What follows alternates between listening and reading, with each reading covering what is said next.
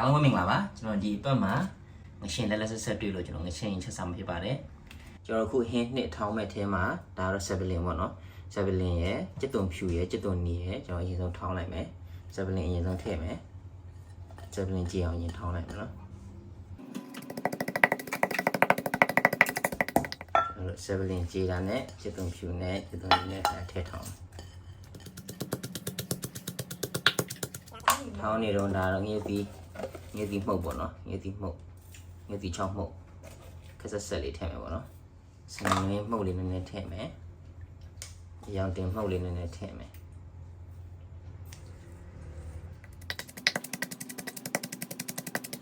ရှာနေနေနေတခါထည့်ထောင်းလိုက်မယ်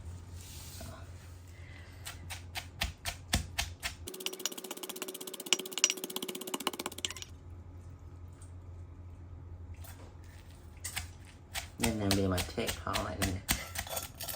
ကဲကျွန်တော်ထောင်းလာတာဒီအနေထားဆိုရင်အတော်ပဲเนาะဟင်းနှစ်ရပါပြီတော့အိုးပူလာတာနဲ့ဒါစီနဲ့စီထည့်ထားမှာစီတက်ဖို့ပေါ့เนาะဒါကတော့ခုနကထောင်းထားတဲ့ဟင်းနှစ်ပေါ့เนาะကျတဲ့နေကျတဲ့ဖြူဆက်ပလင်းတခြားရှားနေထည့်ထောင်းထားတာဒါလေးတော့စီထည့်တက်လိုက်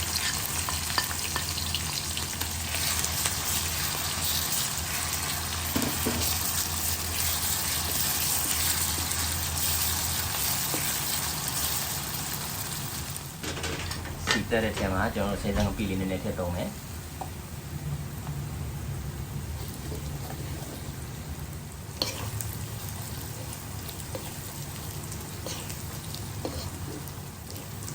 ဟောစီတက်ထားတာအနှစ်လေးကမှုေးနေတာပဲဆိုတော့ဒါတော့ငရှင်းထည့်လို့ရပြီပေါ့နော်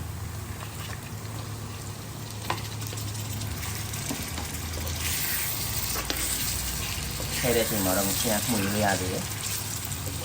နာနေဆိုရင်တော့ဟိုလိုစင်ပြေတော့ဒီမှာကြည့်သွားမှာဆို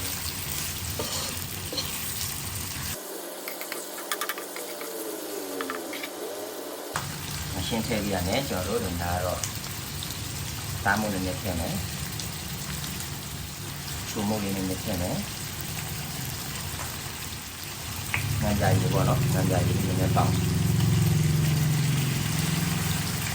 အားနဲ့ထည့်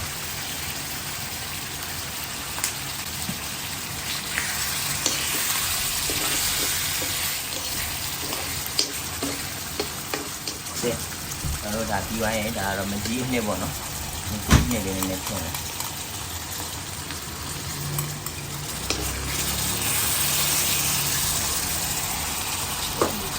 ညီလေးနဲ့ထည့်မယ်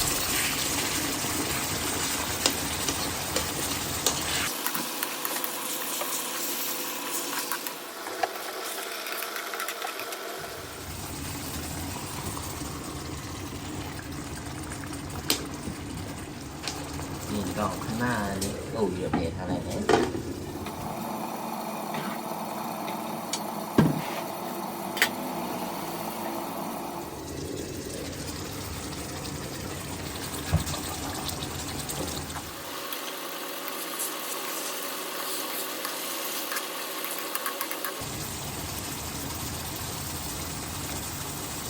ျွန်တော်ဟင်းရခံဒီမှာနန်းပြင်းနဲ့ရှားနန်းနဲ့ပုတ်ထည့်လိုက်မယ်ကျွ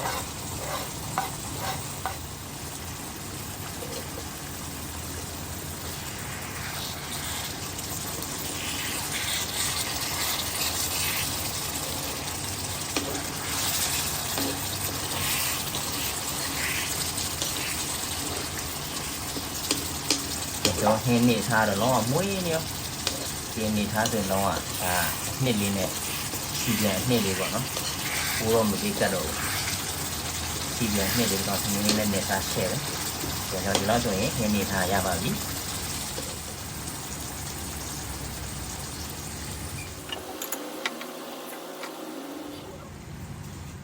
ကျွန်တော်ဟင်းရပါပြီဆိုတော့စားမပကံတော့တခါလေခူးထည့်လိုက်တော့